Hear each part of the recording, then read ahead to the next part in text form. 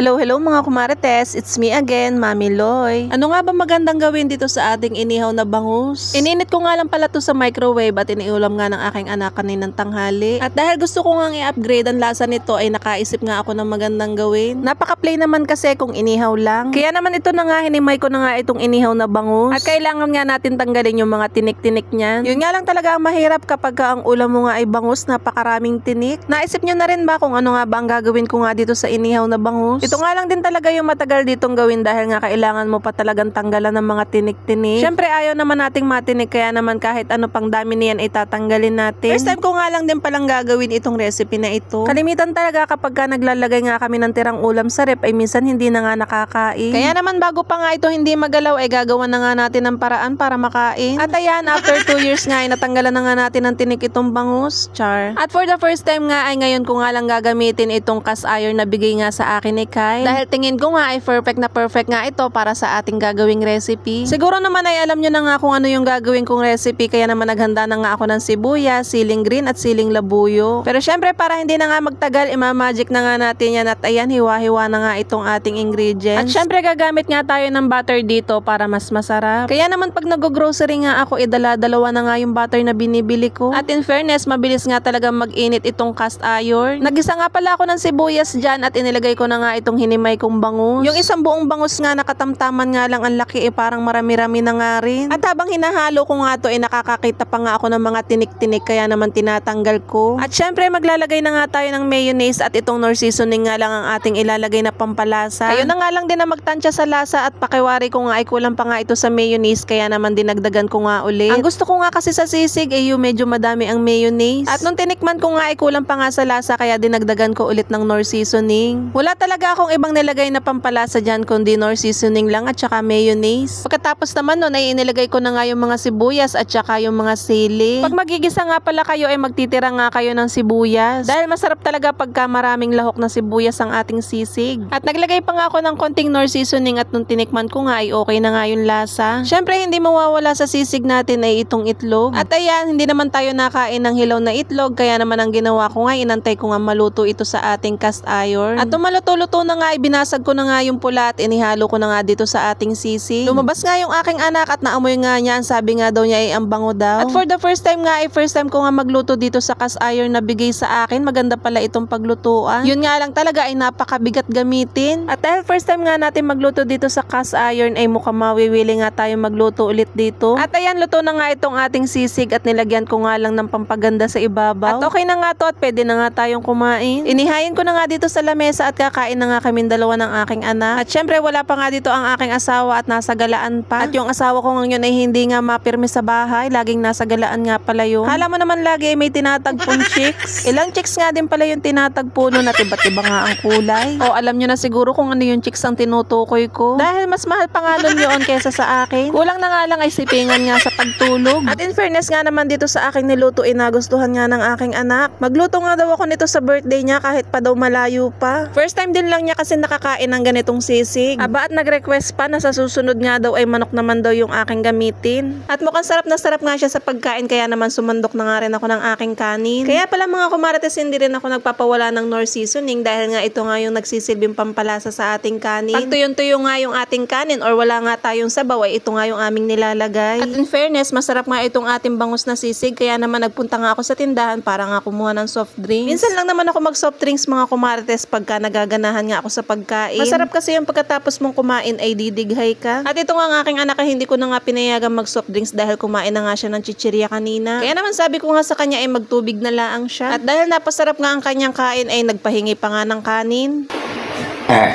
Oo. Ha? Busog.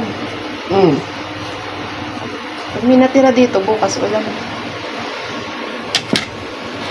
Bukas bilang bang. Gagawa ko ulit. Walit na. Walit. Ang takaw mo. Ha? Ang takaw mo. Diyan ako tataba. Lunes? Bakit? Ano meron sa Lunes? Ano, gagawin kong ulam sa school. O di ba mga kumarites, dahil nagustuhan niya ipinagagawa nga ulit ako ng sisig na bangus. Bihira nga lang yan makagusto ng iuulam, kaya naman kung ano nga lang yung gusto niya, iyon nga lang ang aking niluluto. O siya, hanggang dito na lang muna. Thank you for watching. Bye!